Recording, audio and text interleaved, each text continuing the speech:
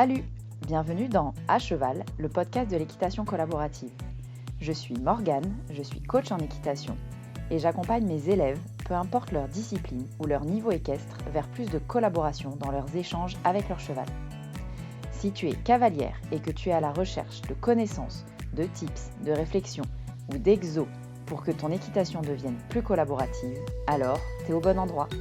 Dans ce podcast, je te partage seule ou avec mes invités tout pour t'inspirer et que tu puisses développer l'équitation dont tu rêves avec ton cheval. T'es prête? Allez hop, à cheval! Bonjour Catherine. Bonjour Morgane. Je suis très contente de te retrouver sur ce podcast. On a déjà papoté un peu en off avant de commencer, pour être tout à fait honnête. Donc, on va peut-être rebondir d'ailleurs sur des sujets qu'on a déjà eus, je ne sais pas. On va voir où la conversation nous mène. Catherine, je suis contente de te retrouver ici. Tu es massothérapeute équine.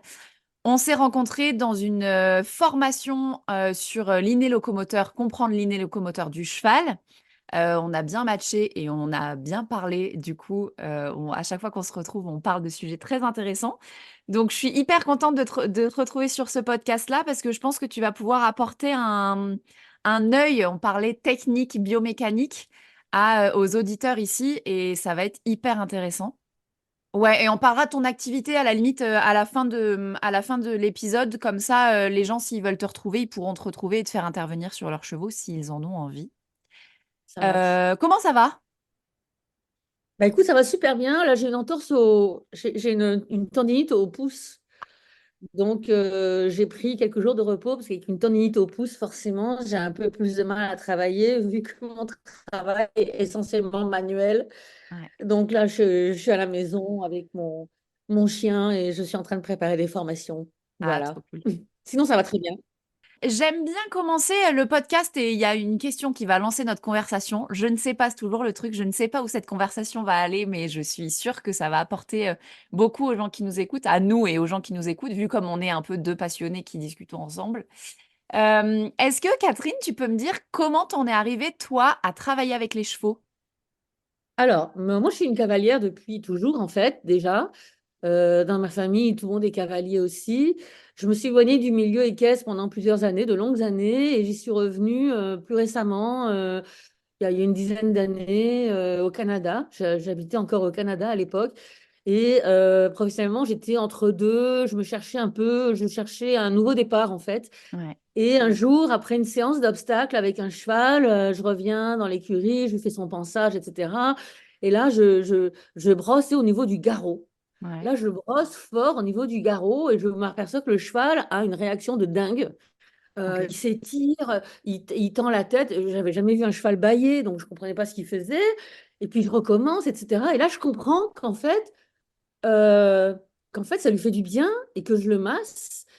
Et là, j'ai le déclic qui se fait dans ma tête en me disant, ben, en fait, le cheval, c'est un athlète parce qu'on lui demande de faire des... D'abord, on lui demande pas son avis, on monte sur son dos, on lui demande de...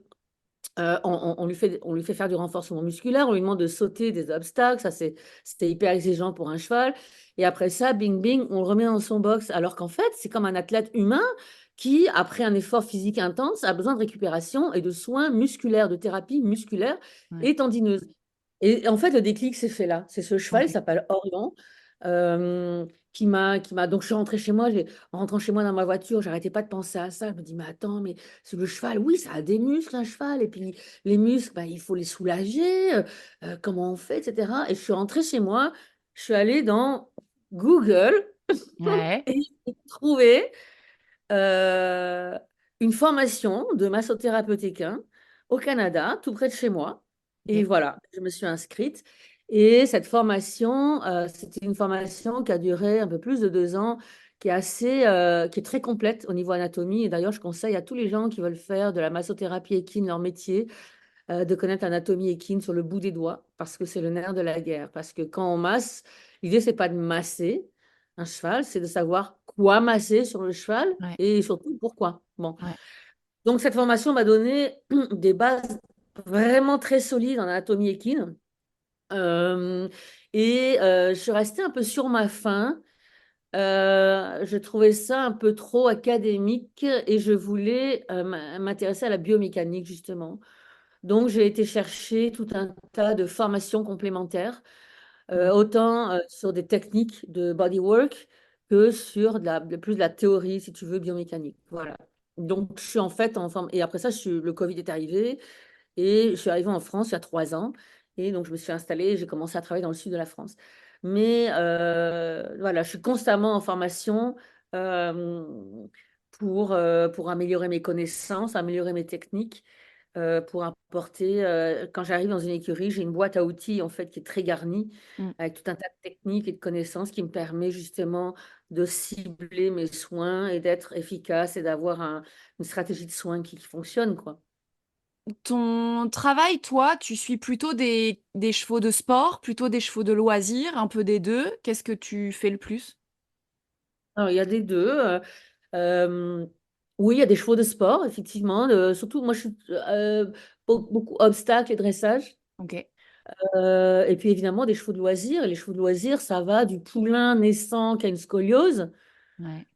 au papy de 30 ans dans son pré, quoi. Ouais. J'ai même soigné des ânes. Ok. J'ai des ânes aussi comme patients. Jument gestante, poulinière, tout un tas de chevaux en fait. Dès que en fait, je me suis positionnée dans la locomotion et en fait, les gens m'appellent soit pour un soin de confort dans le cas d'un un cheval qui a de l'arthrose par exemple ou d'une Ouais. jument poulinière ou d'un soin curatif ou d'un problème locomoteur. Très souvent, il y a un problème locomoteur. Les gens m'appellent pour me dire, bah voilà, mon cheval, il veut plus tourner à droite. Sur les cercles à droite, il tombe au trot, il veut plus galoper, il fait des barres à l'obstacle, il n'en faisait pas avant, etc. Donc il y a quelque chose qui a changé dans le comportement du cheval sous la selle. Ok. Il y a des restrictions et voilà. Donc les gens veulent que je vienne. Voilà. Ok. Donc plutôt sur ouais, les deux. Et confort et en résolution de problèmes, quoi. Oui, en performance, ouais. Mm. Performance. Ok. Est-ce que dans ton approche, tu as le même fonctionnement sur un cheval de loisir ou sur un cheval de compétition? C'est-à-dire que sur un cheval de compétition, tu vois, là, moi, tout de suite, en discutant, je me dis que ça se trouve, tu es encore plus pointu sur le muscle à cibler sur un cheval de Oui. compétition, mais peut-être pas, en fait. Je sais pas, comment tu procèdes? C'est une bonne question et je dirais que ça change pas grand-chose. Euh, Dans la mesure où un problème locomoteur, que ce soit sur un cheval de performance, de sport donc, ou un cheval de loisir, le problème locomoteur est le même. Et les Ouais, muscles, il n'y en a pas 42 000, et ouais, c'est souvent les mêmes en fait, tu vois. ouais, Donc je vais travailler sur tel muscle parce que le cheval a un problème d'amplitude sur les antérieurs. Donc, je vais travailler sur toute la chaîne musculaire qui fait l'amplitude de l'antérieur. Puis, je vais ouais, voir, la chaîne, elle est raccordée à une autre chaîne, etc., hein. Tout ouais. est un tout, hein. Au final, c'est un gros truc. Euh, Ça change pas, non, ça change pas en réalité. La biomécanique est la même. Ouais. Et du coup, tu travailles spécifiquement sur, ouais, c'est vrai, sur les muscles. Ok. Donc, même sur les soins de confort, en fait, même sur les massages de confort que toi, tu proposes, euh, en vrai, tu vas regarder le cheval bouger pour Ah oui, oui. voir sur qu'est-ce que tu peux améliorer, en fait. Tu as quand même C'est ça. cette idée-là. Ben oui, j'essaie de faire des traitements ciblés. Les seuls soins ou les seuls cas où je fais un massage global sans regarder le cheval marcher, c'est vraiment un cheval de 30 ans qui Ouais, bouge presque plus. Bon, là, je ne vais pas l'emmerder à lui faire des flexions, extensions, des palpations et marcher, trotter, machin. Non, lui, je vais lui faire un soin confort. ouais, Et les autres, non, oui, oui, c'est ça. Il faut les regarder marcher. Je fais des palpations. Je leur fais pratiquer des latéroflexions et souvent, j'ai des clients qui me disent, bon, ben voilà, mon cheval, il va très bien, je veux juste un soin confort. ouais, OK. Mais avant ça, je fais mes palpations, je regarde les dissymétries, je regarde marcher, et puis à la lumière de ça, ben, je m'aperçois que il y a quand même un problème là. ouais, Tu veux un soin de confort, mais et les gens commencent à parler, les langues se délient. Ah oui, c'est vrai, parce que sur les cercles à gauche, je trouve que il a tendance à tomber sur l'épaule. Effectivement, tu as raison. Donc en fait, en tirant un peu les verres du nez des gens, on se rend compte que le cheval, il n'est pas si confortable que ça, tu ouais, vois. et qu'il y a un problème à résoudre, tu sais, de toute façon, ça va lui apporter du confort parce que la massothérapie, le travail avec les mains, le bodywork libère des endorphines. Donc, le cheval, il va de toute façon être confortable. Mais en plus de ça, on va pouvoir régler aussi un problème locomoteur, tu vois. Ouais. Donc, ça arrive souvent, ça, que j'arrive et qu'on me dit non, non, tout va bien, c'est juste un soin confort. Puis là, je regarde marcher le cheval, je fais des flexions, extensions, puis non, non, non, il y a quand même des trucs. Ouais. Ok. Qu'est-ce que... Parce que tu vois, moi, il y a un truc dans lequel je me retrouve dans ce que tu dis là, c'est que même moi, quand je viens faire un stage avec, avec un cheval et que je regarde le cheval fonctionner, même si on n'est pas sur ce sujet-là, moi, j'ai mes connaissances biomécaniques qui font que j'ai cet œil-là où je le scanne, tu vois. Et en fait, très souvent, les gens me disent non, non, non, tout va bien, à cheval, tout va bien, etc. Mais en fait, quand tu les fais parler, tu te rends compte qu'effectivement, il n'est pas pareil sur ses cercles à droite que sur ses cercles à gauche, qu'il vient se coucher fort dans une certaine courbe, etc. Euh, mais les gens considèrent pas ça comme un problème à régler. Tu vois, c'est mon cheval, il est comme ça et tout ça. Est-ce que toi, tu peux nous dire est-ce que tu as des problématiques un peu récurrentes sur globalement les cavaliers que tu vois, les chevaux que tu vois? Est-ce que globalement, souvent, tu as une problématique effectivement sur les antérieurs de chevaux qui trébuchent très souvent, ou est-ce que plutôt sur des postérieurs qui fonctionnent mal? Qu'est-ce qui tu vois, se Ouais. retrouve le plus souvent? Euh, alors, je vais répondre à cette question, puis après ça, je vais revenir sur l'analyse du client parce que je trouve ça important. Alors, Ouais. pour répondre à ta question, les chevaux qui vivent au pré, rencontre beaucoup de problèmes sacroiliaques. Ok. Mm. Des subluxations sacroiliaques, c'est-à-dire le sacrum un peu déplacé ou le ligament qui a une petite lésion parce que les chevaux, ils font les imbéciles. Il y a des fois, les prés sont en pente, ça Ouais. glisse parce qu'il pleut, ils font les imbéciles, et ils craquent, ils tombent, et bim, le lendemain, on les voit arriver, ben, ils boitent. Et donc, souvent, beaucoup, oui, de problèmes sacroiliaques. Ensuite de ça, les chevaux de selle, bien évidemment, c'est le dos. Ouais. Douleur dorsale, garrot figé. Ouais. Alors là, on vérifie la selle en premier, hein, évidemment, hein, Ouais. et ça arrive que la selle soit pas du tout ajustée. Ouais. Après ça, Et le dos, pardon, je précise, est-ce que tu peux nous dire plus précisément pour les... Moi, je me doute de ta réponse, mais pour les gens qui nous écoutent, est-ce que oui, c'est quoi ce que tu appelles... Alors, il y a douleur dorsale. Donc, comment on repère une douleur dorsale? C'est c'est au toucher? c'est au toucher, il y a plusieurs choses. Alors, il y a plein de trucs hein, pour repérer un cheval qui a mal au dos. Il y a le toucher, il y a le cheval, il voit la selle, il s'écarte, il veut pas qu'on lui mette la selle. Au montoir, il va bouger, il va être beaucoup plus irascible. Après l'obstacle, il rue, c'est-à-dire qu'à la réception, Ouais. peut-être qu'il a eu, quand on est en hyper, le dos est en hyper extension, à la réception d'un obstacle, on peut avoir un conflit de processus épineux, c'est-à-dire les vertèbres qui se touchent Ouais. à ce moment-là qui arrive. Ça, c'est extrêmement douloureux et le cheval va ruer après l'obstacle. Un cheval qui charge à l'obstacle aussi. Ouais. Un cheval qui, justement, au galop, a des problèmes d'engagement. Ouais. Souvent, c'est que le dos est douloureux et la flexion thoraco-lombaire se fait mal. Ouais. Donc, le cheval a du mal à engager, à aller sous lui. Après ça, tu as d'autres petits trucs. Tu as au pansage, le cheval, il n'aime pas trop qu'on lui brosse le dos. Et un truc aussi intéressant, c'est, je dis ça parce que j'habite au bord d'une plage et quand je vais à la plage avec mon chien, je traverse un bray où il y a un cheval. Et je connais le propriétaire de ce cheval-là. Et ce cheval-là, il a creusé un trou, une espèce de cratère. Il met ses antérieurs dans le cratère Ah pour ouais. avoir ses postérieurs surélevés. Et ça, dans un box, alors j'ai appelé la propriétaire qui est ostéopathe humain que je connais. J'ai dit, écoute, Camille, voilà une photo de ton cheval. Là, bon. Et on voit ça au box, un cheval qui fait un tas de paille dans un coin C'est vrai. euh, pour mettre ses postérieurs dessus, donc les postérieurs au-dessus des antérieurs pour soulager son dos. Ouais. Tu as aussi le cheval qui va appuyer ses fesses contre un mur Ouais. pour soulager son dos. Tu as des postures aussi, souvent un cheval sous lui de l'arrière, de derrière, c'est pour justement soulager aussi, ça peut hein, soulager la flexion thoracolombaire.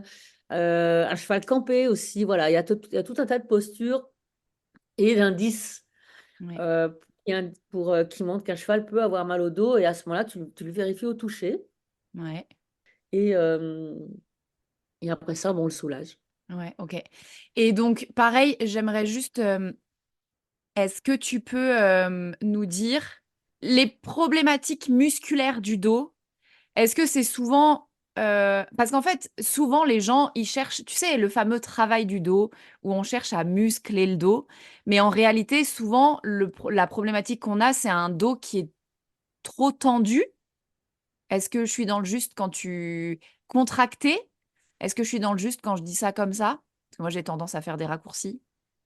Euh, Mais toi, est-ce que bah, tu rencontres des dos plutôt... Quand tu dis, toi, soulager le dos, en gros, en massage, tu délies les muscles, tu c'est décontractes les ça, muscles. c'est ça. Moi, je fais de la thérapie musculaire, donc je vais rentrer dans le muscle pour enlever les nœuds, éliminer tout ça, le remettre long, lui redonner de la longueur et faire en sorte que ça tienne le plus longtemps possible. Donc, alors, il y a deux cas. Il y a effectivement un cheval qui a mal au dos parce que les muscles sont contractés. Ouais, Tu as aussi les chevaux qui ont les muscles du dos complètement atrophiés et qui n'ont pas de dos, en fait. ok, Euh, donc là, c'est pas terrible pour la colonne vertébrale, en fait. C'est souvent les chevaux, après ça, ils vont avoir le dos en extension, donc ouais, creuser. Puis avec la gravité, ça va s'empirer. ouais, Donc là, il va falloir faire du renforcement musculaire, puis ça urge, ok? ouais, Mais les chevaux qui ont un dos qui est contracté, là, oui, oui, il faut rentrer dans le muscle, puis aller régler tout ça. Donc il y a les mains, j'utilise aussi du K-tape aussi, beaucoup. Tu sais, les ouais, bandes de straps de couleur, là, ça, c'est ouais, super efficace, surtout sur le dos, c'est hyper efficace. ok, J'ai aussi un petit gun à massage, c'est qui fait des vibrations. ok, Ça, c'est aussi intéressant. Je fais du travail sur les vertèbres, des étirements. Tu peux forcer le cheval à faire des flexions du dos. Si tu forces le cheval à faire une flexion du dos, donc à monter son dos en piquant sous le ventre avec ton ongle, tu peux forcer le cheval à monter son dos. Ça lui fait comme un étirement en fait de la ligne ouais, du dessus. C'est très intéressant. Donc il y a plein de trucs, hein. Il y a les mains, mais il y a aussi le stretching, il y a le K-tape, il y a ci, il y a ça, éventuellement même l'argile, hein, si le cheval a une douleur au niveau thoracolombaire. Et il y a aussi le travail après que tu fais, toi, sur les chevaux, euh, pour favoriser l'engagement, mm, favoriser la flexion, mm, etc., etc. Après ça, on a plein d'outils à cheval ou à pied pour aller aider le cheval aussi. ouais, ok, trop cool, trop intéressant. Mais en gros, l'idée, c'est, juste, je rebondis là-dessus parce qu'en fait, souvent, le dos, ce qu'on appelle dos en extension, c'est effectivement le dos qui se creuse. Et Oui, le dos en flexion, c'est donc comme le cheval fait le dos rond. Moi, oui, je oui. caricature en disant comme ça. C'est souvent assez clair. Et en fait, l'erreur qu'on fait parfois, c'est en se disant que en travaillant et en contractant les muscles du dos, en vrai, ce qu'on cherche à faire avec le dos, c'est de le rendre le plus long possible. Comment ça, le plus long possible? C'est-à-dire que, Bon. enfin, tu vois, c'est-à-dire que un cheval avec un dos qui se Le creuse, rond possible, le oui. plus rond, tu vois, le plus que la Oh, ligne. j'ai compris long. Ouais, Ok, ben, c'est ce que oui. j'ai dit. Tu vois que la ligne du dos, enfin la ligne, le fameux ligament nucal puis supraépineux, l'idée c'est que il soit le plus tendu possible et pour qu'il soit le plus tendu possible, alors je vais essayer d'être le plus clair possible parce que là je mime en même temps, donc mais faut que vous puissiez comprendre quand vous m'écoutez. Mais en gros, l'idée c'est qu'on arrive à éloigner le plus possible la nuque de la base de la queue pour que cette ligne du dessus soit capable de s'étendre au max, quoi. Oui, oui, tout à Donc fait. voilà, juste je précise, ouais, je précise pour les gens qui nous écoutent pour que ce soit peut-être plus clair pour eux aussi. Oui, alors c'est ça. Le dos en extension, c'est le dos creusé parce que les muscles du dos, quand ils se contractent, ils se raccourcissent Ouais, et donc ils marquent un creux dans le dos. OK? ouais, Et on a les abdos qui se détendent, en fait, qui s'allongent. Mais quand on veut un dos en flexion, c'est comme tu dis, c'est donc vers le haut. Et à ce moment-là, on a une contraction des muscles abdominaux parce que les muscles des abdos sont les antagonistes, dans les contraires, si tu veux, des muscles du dos. ouais, Donc les muscles du dos se contractent, les abdos se relâchent, les abdos se contractent, le dos se relâche. Tu ouais, vois, ils font le truc inverse. Donc quand on a le dos en flexion, donc monté vers le haut, c'est ce qu'on veut, ouais, tous, donc c'est les abdos qui travaillent ouais, beaucoup. Donc, le renforcement abdominal, dans le cas d'un cheval qui a des douleurs dorsales, c'est très intéressant. bah ouais, ouais, ok. Donc, C'était beaucoup des exact. barres au sol, Ouais, des transitions montantes, des choses comme ça. Mm. ouais, cool, trop bien. Tu voulais nous parler de l'anamnèse. Alors déjà, Oui, du alors propriétaire. l'anamnèse, c'est très important. Mais est-ce que tu peux déjà dire ce que c'est qu'une anamnèse? Parce que je suis pas sûre que les gens qui nous L'anamnèse, écoutent. c'est un postulat de départ, si tu veux. OK? Ouais. Donc, c'est rassembler toutes les données que tu peux avoir sur ton cas pour pouvoir adopter la meilleure stratégie de soins. OK? Mhm. Ces données, elles viennent du propriétaire. Ouais. Et c'est compliqué. Et il faut vraiment faire parler les gens. C'est essentiel. Ouais. Et on en parlait, hein, il y a des gens, tu leur tires les verres du nez. Moi, c'est l'anamnèse, plus elle est fournie, plus elle est riche, plus elle est documentée, et mieux tu vas pouvoir travailler, en fait. Ouais. OK? Parce que on va donner, en fait, tout l'état. On va donner un énoncé, comme un énoncé, si tu veux, de départ. On va donner Ouais. un énoncé qui est complet. Là, tu as toutes les informations. Et là, c'est à toi de faire ton travail après. Donc, l'anamnèse, je dis ça pour les gens qui nous écoutent, qui sont peut-être aussi massothérapeutes, c'est vraiment important. Moi, je fais toujours remplir à l'avance, quand j'ai un nouveau cheval, une fiche comme un bilan santé. Ouais. Je pose plein de questions pour justement que les gens me disent tout, en fait. Les accidents, les opérations, les maladies, est-ce qu'il vit en troupeau, est-ce qu'il travaille combien de fois par semaine, sur quel sol, quelles sont ses restrictions, à la menthe, il y a quoi comme problème, est-ce qu'il y a des tics, est-ce qu'il y a des médicaments, tout, je veux tout savoir. Voilà. Et après ça, bah, t'as un portrait de départ qu'il faut améliorer.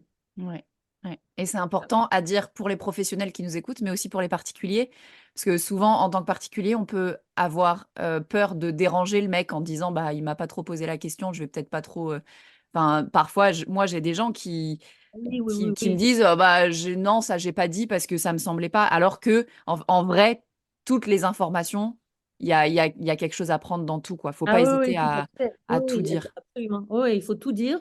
Mais tout, même les trucs que vous pensez être anodins, non, ça peut sembler, ça peut être tout à fait, ça peut être une clé en fait Ouais, de compréhension pour le thérapeute.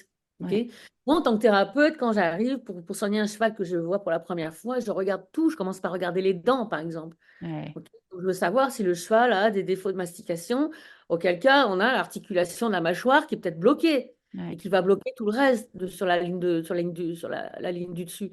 Donc, tout est important. Après ça, le thérapeute va prendre les informations dont il a besoin pour construire son plan de traitement. ouais, Donc, il faut vraiment, allez-y, dites tout. ouais. Ah ouais, c'est hyper important. Tu sais, si le cheval est tombé, ok, il est tombé si le cheval est tombé, mettons, il a sauté une haie, puis il est tombé. Ok, il est tombé de quel côté? Ouais, Droite ou gauche? Il est tombé comment? Vers l'avant, vers l'arrière, sur les fesses? Tu vois, tous ces petits détails-là, c'est important. ouais. Parce que toi, ça peut te donner des clés de traitement, effectivement, Ah derrière. ouais, ah ouais, ouais, ouais. Ouais. Ok. Il y a plein d'indices que tu peux aller chercher, hein. On en a parlé tout à l'heure avec la paille dans le box, mais par exemple, un cheval qui a de la boue toujours du même côté, Mm. ça veut dire qu'il se brosse, qu'il se roule toujours du même côté, sans doute pour se soulager, Ouais. C'est hyper tu vois. intéressant. J'en parlais avec une dame qui fait du shiatsu qui me disait ça aussi, que elle demande à ce que les chevaux ils soient pas brossés quand elle arrive justement pour Ah avoir ouais, ces ouais, infos-là. Et c'est hyper intéressant. Ouais, ou la boue toujours sur la tête, ou s'il y a effectivement une... ouais, c'est bon. Exactement. Et même, et, euh, et je reviens à ce cheval-là qui a creusé un trou, un petit cratère dans son champ pour mettre ses antérieurs dedans et ses postérieurs surélevés. À chaque fois que je passe dans ce champ avec mon chien pour aller à la plage, il est dans ce trou. ouais, Et c'est pour ça que. Et c'est plein de petits trucs comme ça il faut, euh, il faut être à l'écoute de son cheval, en fait. ouais, il faut Voilà. observer. Ouais. Et aussi rassembler les... Nous aussi, en tant que propriétaires, souvent, peut-être qu'on... Je sais pas, j'allais dire on le fait pas assez, mais certains le font pas assez et certains le font trop. C'est-à-dire que, tu vois, tu as, un peu deux profils de propriétaires là qui arrivent, qui se posent pas trop de questions et qui montent et basta. Et il y a ceux qui regardent tellement qu'ils en font plus rien. Et parce qu'ils se disent, ah, peut-être que là, la boue, elle est pas du même côté que d'habitude, peut-être que mon cheval, il va pas bien et tout ça.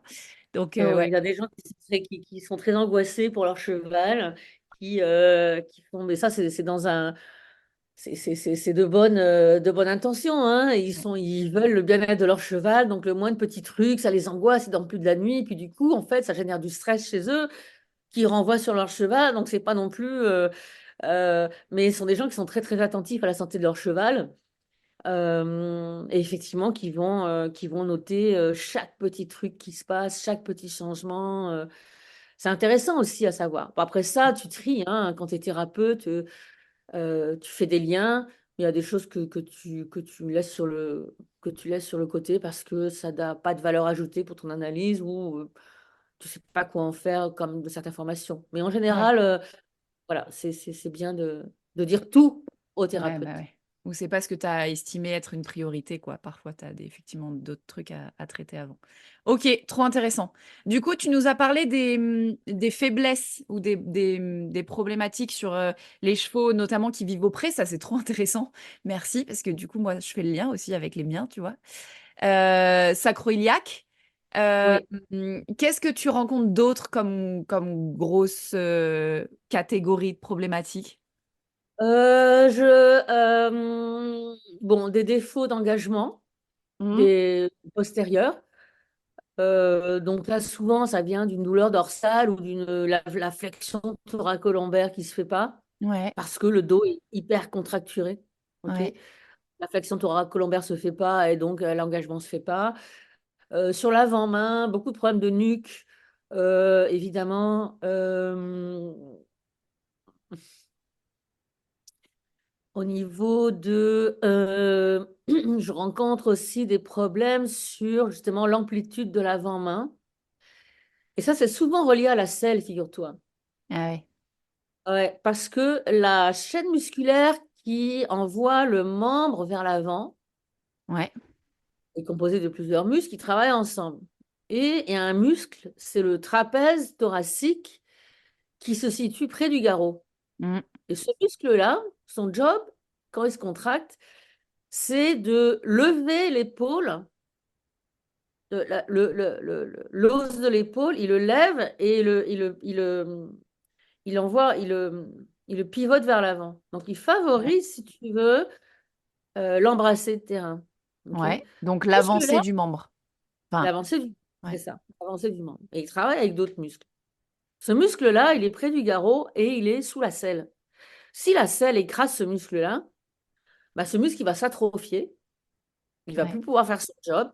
Et sur les autres muscles de la même chaîne musculaire, qui vont faire son job à sa place, ok, donc qui vont se surcharger Ouais. parce qu'ils ont trop de travail à faire et ils vont finir par être déficients, défaillants Ouais.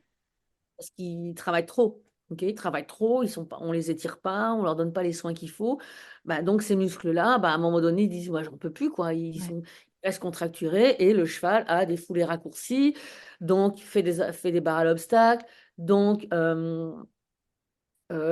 allure étriquée, les déplacements latéraux, ben, c'est aussi compromis, Ouais. etc. Donc il faut vraiment aller vérifier la selle, Ouais. D'abord. dégager le garrot et puis aller soulager les muscles de cette chaîne musculaire qui ont fait le travail de l'autre qui voulait plus travailler, qui ont travaillé à sa place et qui sont super engorgés en fait. Mm. Ouais. Ça, je rencontre ça assez souvent aussi. Ok. Après ça, je rencontre Attends, juste, je des voulais. Est-ce que tu peux revenir sur la nuque?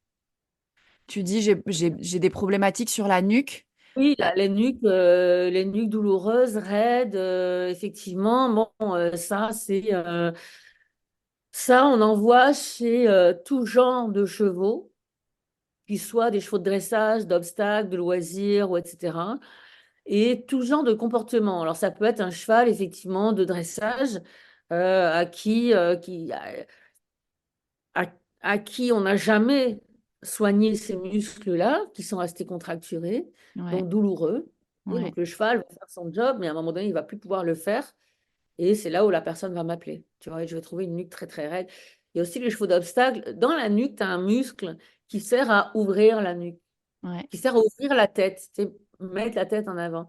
À l'obstacle, hein, la dernière foulée avant l'obstacle, le cheval va prendre son maximum de puissance à l'horizontale avant de la transformer en puissance verticale Ouais, pour aller faire l'obstacle, à ce moment-là, le cheval, il ouvre sa nuque comme ça, là, ouais, ok, pour aller maximiser la puissance horizontale avant l'obstacle. Si ce muscle-là fonctionne pas, ouais. ou si la tête est retenue par le cavalier aussi, ça peut être ça, le cheval, il ne pourra pas ouvrir sa tête et il ne pourra pas sauter, par exemple. Ok.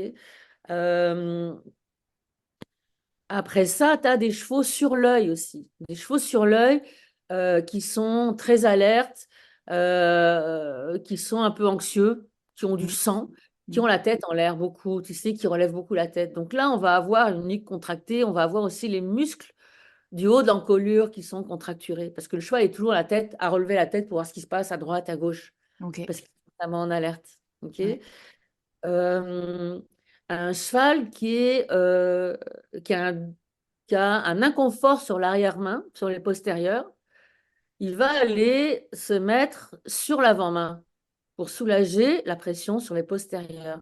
ouais, Ok. En se mettant sur l'avant-main, il va donc charger donc toute l'avant-main. Et là, il va avoir besoin des muscles releveurs de l'encolure pour garder la tête en haut. ouais, Et donc, souvent, les muscles qui sont en haut de l'encolure, le long de la crinière, là, ils sont aussi très contracturés. Ok. Tu as aussi des chevaux qui ont une conformation particulière, ce que j'appelle downhill, c'est-à-dire qu'ils ont, si tu les mets vraiment d'aplomb carré, tu les regardes de profil, ils ont la croupe plus haute que le garrot. Ok. ouais, Ça, c'est un problème, vraiment, qu'il faut, et ces chevaux ont vraiment besoin d'être accompagnés en massothérapie. Déjà, naturellement, le cheval a, naturellement, hein, à cause du poids de la tête et parce que l'encolure, c'est un gros morceau quand même chez le cheval qui pèse très lourd, a 60% de son poids sur l'avant-main. Ça, c'est naturel, c'est dans les mm, livres en fait. Ok. ouais, Si en plus ton cheval, il a la croupe plus haut que le garrot, si en plus ton cheval, il a des problèmes, des douleurs sur l'arrière-main, ouais, il va aller soulager l'arrière-main et transporter du poids devant. Ok. Donc, on va se retrouver avec 80% du poids du cheval sur l'avant-main. ouais, Ok. Si en plus sur cet avant-main, tu as un des deux pieds qui lui fait ouais, mal, parce que à force de compenser sur ouais, l'avant-main, les structures saines vont à un moment donné dire stop, moi je ne peux plus là. Ok. Et donc le cheval va soulager, mettons, l'antérieur gauche et reporter sur l'antérieur droit. Et à ce moment-là, tu vas te retrouver avec 80 ou 90% du poids de ton cheval sur l'antérieur droit. ouais. Bien sûr qu'à un moment donné, l'antérieur droit, et tu vas avoir un problème ligamentaire, tendineux, d'arthrose, de ci, de ça, machin. Mm. Donc, c'est bien important quand tu vois qu'un cheval transmet plus de poids sur l'avant-main, d'intervenir là avant que ce genre de problème extrême arrive. OK? Donc, est-ce que je réponds à ta question? On était parti de la nuque. Ouais, Donc, dans le cas, c'est ça. Dans le cas des chevaux qui sont très sur l'avant-main, ils vont relever, donc mettre plus d'efforts pour garder la tête plus haut, si tu veux, ouais, normal. Là, ils vont avoir justement la nuque et tous les muscles du haut de l'encolure qui travaillent beaucoup, quoi, qui sont contracturés, voire douloureux. ouais. Comment est-ce qu'il y a un comportement particulier qui te fait dire que ton cheval, il a la nuque bloquée ou coincée ou contracturée, ou est-ce que c'est plutôt au toucher que tu le vois, ça? Oui, bah, au toucher aussi, tu lui fais faire des flexions de la tête latérale. Ouais, Donc, tu prends la tête du cheval. Et tu lui demandes une incurvation, tu sais, comme si, le même truc qu'avec la carotte, là. Tu sais, ouais, quand tu fais des étirements du cou avec la carotte d'un côté et de l'autre. Donc moi, je prends la tête du cheval et je lui explique au cheval, on va jouer à un jeu. On va essayer de tourner ta tête le plus loin possible sans bouger les fesses. Bon. Et le cheval, il tourne sa tête. Si à un moment donné, la tête, elle pivote, puis au lieu de tourner le cou, en fait, ouais, il fait ça, hein, ouais. Il là, on vrille a un la tête. problème d'un côté. Ouais, Ouais. ouais, ok. Trop intéressant. Trop chouette. Cool. Après ça, tu as bon, les chevaux qui veulent pas plier. La nuque, c'est super important, hein. Il faut vraiment. Euh, Ça commence dans la bouche, en fait. Donc, ça commence dans la bouche, tu disais. Et c'est pour ça que c'est bien important d'aller regarder la bouche, d'aller regarder le mouvement masticatoire latéral. Parce que le cheval va mastiquer latéralement, de gauche à droite et avant-arrière. Ouais, C'est rare qu'il mastique de haut en bas. Ok. ouais, Donc, en mastiquant latéralement, il faut vraiment que le mouvement latéral de la mâchoire soit homogène, soit symétrique des deux côtés. Sinon, tu vas avoir des raideurs dans l'articulation de la mâchoire qui vont s'en aller dans la nuque. Ok. Ouais. Là, il y a des trucs, hein, les thérapeutes le savent, il y a des trucs, il y a des manœuvres à faire pour aller, si on a observé une restriction dans le mouvement de la mâchoire, il y a des manœuvres qu'on peut faire pour aller, euh, pour aller détendre tout ça et ça va s'en aller dans la nuque, bien évidemment. Ouais. Et en tant que propriétaire, du coup, j'en profite pour dire que un des trucs importants, c'est de bien suivre le cheval en dentisterie. J'allais dire en dentition, mais Ah bah en oui. dentisterie, évidemment. Ouais, ouais. Et du coup, c'est une fois par an. Et effectivement, vas-y, tu fais une petite moue. Oui, non, Tu c'est les une ferais fois, ça voir plus que dépend, ça? une fois par an, une fois tous les 2 ans, tous les 18 mois, mais c'est tous les 2 ans max. Mm. Ouais. Ok. Après ça, bah, les gens, ils peuvent aussi, hein, eux-mêmes vérifier. Il y a des trucs que tu peux, tu sais, l'histoire du petit cataplasme que le cheval se fait avec de l'herbe, Ah oui. tu Donc vois. c'est des boulettes. En gros, quand le cheval ouvre la bouche, il fait tomber des espèces de boulettes d'herbe. Ça, C'est c'est un ça, signal qu'il essaye de se mettre un cataplasme sur le bord de la dent parce que potentiellement, il y a une dent qui pique dans la joue, quoi. exactement, c'est ça. Il se fait un petit pansement, en fait. Ouais, ouais. Donc Euh, ça, c'est un repère. Si votre cheval fait ça, c'est important de lui faire voir le dentiste. ah oui, oui, oui. Ah, oui, tout à Ouais. fait. Donc pour les gens, qu'est-ce qu'ils pourraient voir? C'est ça, ils doivent. Tu peux faire bouger, tu sais, tu peux prendre la mâchoire inférieure et la faire bouger de Ouais, droite de à droite gauche, à gauche. Ouais, vérifier si, si c'est symétrique, en fait, il n'y a pas de restriction. ouais, On peut aussi aller masser l'articulation de la mâchoire qui s'appelle l'ATM, c'est l'articulation temporomandibulaire. Ok? ouais. Cette articulation-là, elle est facile à identifier, hein. Et là, on peut justement aller soulager aussi, hein, le mouvement de mâchoire. Ouais. Ça, c'est vraiment l'articulation ouais, de la mâchoire et vous pouvez la repérer. C'est à l'arrière de la tête et ça fait un espèce de petit. Enfin, ouais, c'est là où ça bouge, quoi. Vous mettez vos mains quand votre cheval. Oui, c'est ça, c'est derrière l'œil. En fait, c'est facile, hein, tu fais manger un truc à ton cheval, une pomme par exemple, Ouais, et tu vas voir tu vas la le voir cheval bouger. va mastiquer la pomme et Ouais, tu vas très facilement identifier l'articulation en fait. ouais. Ok, trop intéressant. Donc, ça, c'est globalement les. Est-ce il y a d'autres catégories enfin, d'autres grosses problématiques que tu repères régulièrement? Bon, des cas d'arthrose, hein, évidemment, Ouais, hein, chez les chevaux de sport qui ont été débourrés à 2 ans et en course à 3 ans, oui, là, oui. Ou les papilles aussi, hein, il n'y a pas que les jeunes, hein, il y a aussi les papilles, hein. Après ça, c'est la vie qui fait ça, qui fait son travail. Les papilles de 25 ans qui ont de l'arthrose, c'est tout à fait normal. Euh, donc et ça, du coup, j'en ai. attends, du coup, c'est les cas d'arthrose, c'est hyper intéressant d'un point de vue musculaire. On est pareil sur les mêmes problématiques de compensation. En fait, comme l'articulation fonctionne mal, ils vont compenser ailleurs et du coup se contracturer certains muscles.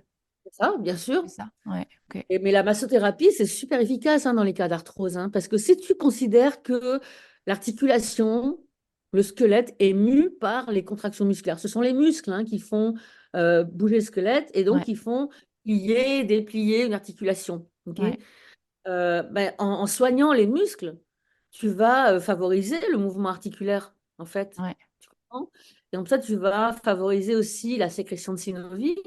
La ouais, synovie est un lubrifiant qui est dans la capsule articulaire. Donc ça va vraiment aider le cheval. Ça ne va ouais, pas éliminer l'arthrose. L'arthrose, c'est pas dit incurable. ouais, Mais ça va donner beaucoup plus de confort au cheval, ça c'est sûr. ouais. Donc ça fait des miracles hein, dans les cas d'arthrose à massothérapie. Mm. Ah, c'est cool. Ouais, intéressant. Trop chouette. Est-ce que globalement, on a fait le tour des grosses problématiques que tu rencontres? Alors, sacro-iliaque, dos. La nuque, c'est hyper intéressant, tu vois, la nuque, parce que sacro-iliaque dos, je m'y attendais vraiment. Amplitude des antérieurs aussi.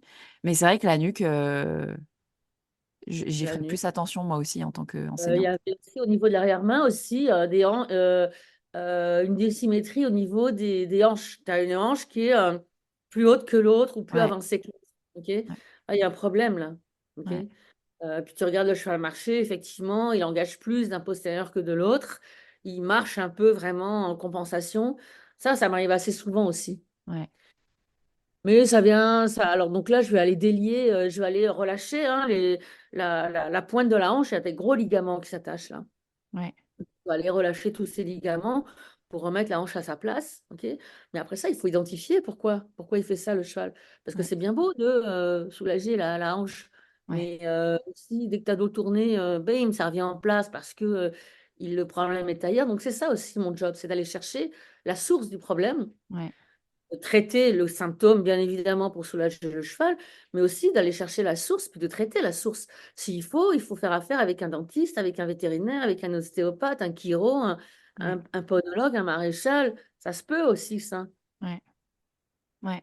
Bah, souvent, ouais. De toute façon, souvent, les approches conjointes sont toujours encore plus efficaces. Trop intéressant. Le temps avance. Je te propose, Catherine, merci. Merci déjà de tout ce que tu nous as partagé là. C'est hyper intéressant. Je pense que ça va permettre aux gens de regarder leur cheval avec un œil un peu différent.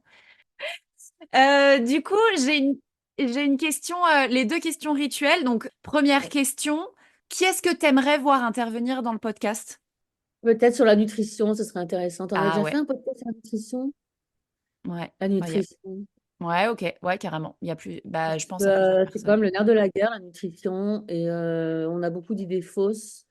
Ouais, Souvent, il y a des gens qui mangent trop aussi, ouais, qui n'ont pas besoin de granulés, pas de moulés.